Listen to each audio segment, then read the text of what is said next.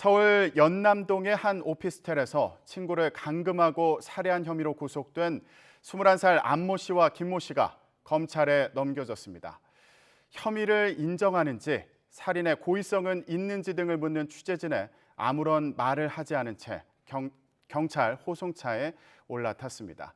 취재기자 연결해서 자세히 알아보겠습니다. 이준엽 기자. 네, 서해부입니다. 네, 오피스텔 살해 피의자 2명이 검찰에 송치됐는데 당시 상황 어땠습니까? 네, 오피스텔 살해 피의자 21살 안모 씨와 김모 씨는 조금 전 아침 8시쯤 검찰에 넘겨졌습니다.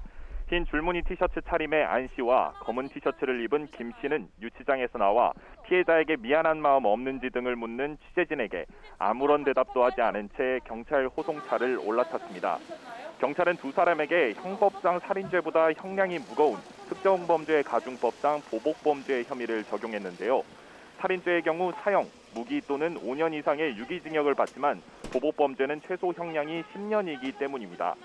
경찰은 이들이 피해자가 사망할 수 있다는 사실을 인식했다고 볼 증거를 확보했고 보복 목적이 인정된다며 적용 이유를 설명했습니다. 영리 약취, 그러니까 이익을 위해 사람을 납치한 혐의와 함께 공동 강요, 공동 공갈, 공동 폭행 등 혐의도 적용됐습니다. 경찰은 또 수사 과정에서 A씨 동선을 이들에게 알려주는 등 범행에 관여한 다른 고등학교 동창을 불구속 상태로 검찰에 넘겼습니다.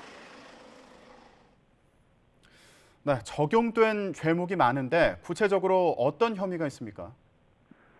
네, 안 씨와 김 씨 그리고 피해자 A 씨는 고등학교 동창 사이인데요. 지난해 9월 12일 A 씨가 노트북을 부쉈다는 이유로 서울로 데려와 폭행과 갈취 등을 벌인 게 범행의 시작이었습니다. 그러다 지난해 12월 7일 A 씨 몸에서 폭행 흔적을 발견한 아버지가 안 씨와 김 씨를 고소하기에 이르는데요. 이때 두 사람은 반성은커녕 오히려 복수할 마음을 품고 지난 3월 이래서 빚을 갚으라며 A 씨를 다시 서울로 데려왔습니다. 이후 지난 4월 1일부터 A 씨는 외출을 하더라도 항상 피의자들과 함께 있는 등 감금 상태에 있었던 것으로 조사됐는데요.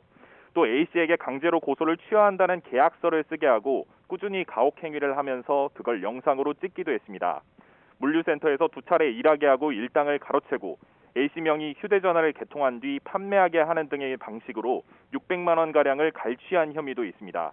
특히 연남동 오피스텔로 이사한 지난 1일부터 A 씨는 전혀 외출하지 못했고 결국 지난 13일 새벽 6시쯤 해당 오피스텔 화장실에서 숨진 채 발견됐습니다. 부검인은 영양실조와 저체온증이 사인이라는 구두 소견을 냈습니다. 네, 피해자가 오랜 기간 괴롭힘에 시달린 것으로 보이는데 경찰 수사는 일단 마무리되는 건가요?